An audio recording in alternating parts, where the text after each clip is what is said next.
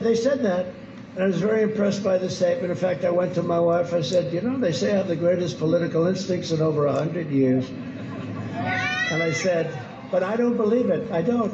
I don't want to be Beto. Remember Beto? I was born to run for president. That was the end of his career. Beto O'Rourke, who's in charge of guns. By the way, he's going to take your guns away. You know that, right? Biden. Sleepy Joe. Sleepy Joe's going to take your guns away. Remember Beto on the cover of a really crummy magazine? I won't mention the name. They got a lot of bad magazines out there. The good news is most of them are dying. If not all of them.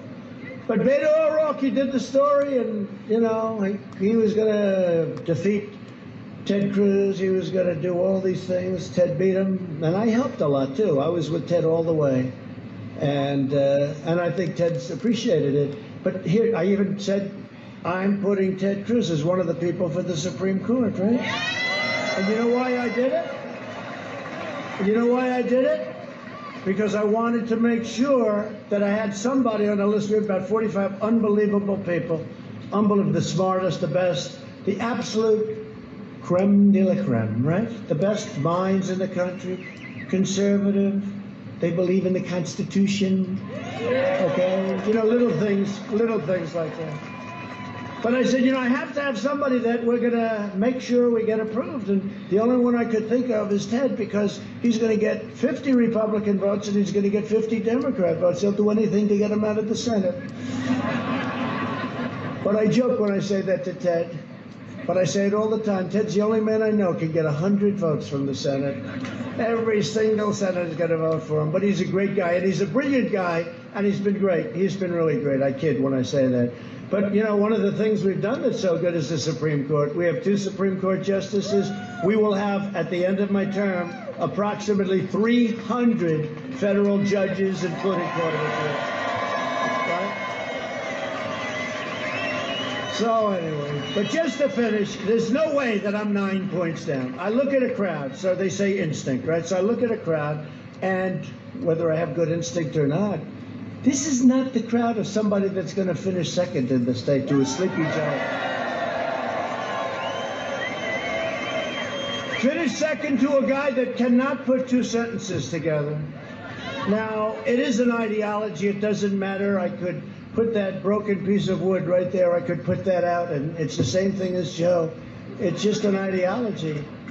It's just an idea. Now, historically, we have the biggest gap in enthusiasm of any campaign that they've ever polled. You heard that, like 36 points. In other words, they've got no enthusiasm for him. I have tremendous enthusiasm, as we can tell. But he does have enthusiasm to beat Trump. His only enthusiasm is put anybody in there, right? Put anybody in there. He does have enthusiasm to beat Trump. Nothing for him, but to beat Trump. Okay, but historically, that never wins. When somebody has to rely on winning because of somebody as opposed to winning because people love you, people respect you. And Sean Hannity did something the other night. He said, would you have this man, if you owned a McDonald's hamburger stand in a reasonably busy area, would you have Joe Biden running that stand? The answer is no. He doesn't have the energy. He doesn't. So he can't run the country. No, seriously, I thought it was good. I never thought of it. You wouldn't have him running your business. You wouldn't have him running a McDonald's. I have to say, or a Wendy's. I have a friend who owns Wendy's. He always gets up, can't you ever mention Wendy's? Okay, but you know, you wouldn't do it because he couldn't do it. And yet he's running for the presidency. He's got no energy. I made a comment that somebody had low energy. That was the end of his political career. But Joe's energy is far lower. It's far lower. No, it's far lower than Jeb. Jeb was on the low side. But Joe is like, he's off the scales, right? Joe's got nothing going. Today, Biden delivered remarks, barely, to a union after spending 47 years giving their jobs to China and foreign countries in exchange for campaign cash. How about his statement? Hey, we talk about AOC being crooked. She's 100% crooked, okay? But we're talking about that. Look at Omar. She came in here. Did she marry her brother? Where's that writer? That writer should be given the Pulitzer Prize. He never will be. He should be, though. You know the amazing thing? All of these writers, New York Times, Washington Post, Russia, Russia, Russia, Trump, Russia, Russia, Russia. I had 19 people, all brilliant, all radical left, all Hillary Clinton people. Actually, not even a never Trumper from Bush, okay? All Hillary Clinton people, mostly, almost everyone. They were all Democrats. How about this? You're being investigated by 19 Democrats that are smart people, okay? Smart people. So my friend says, you know, you are the most honest person in the world. You've taken 3 years of total investigation.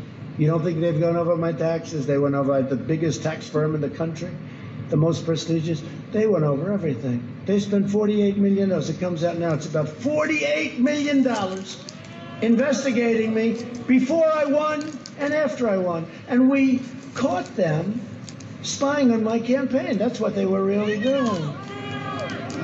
And now with the phones, I think there's like 22 or 24 people. You heard this one.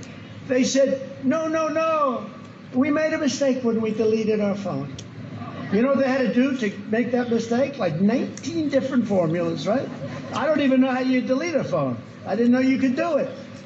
But they all made the exact same mistake. That's not good.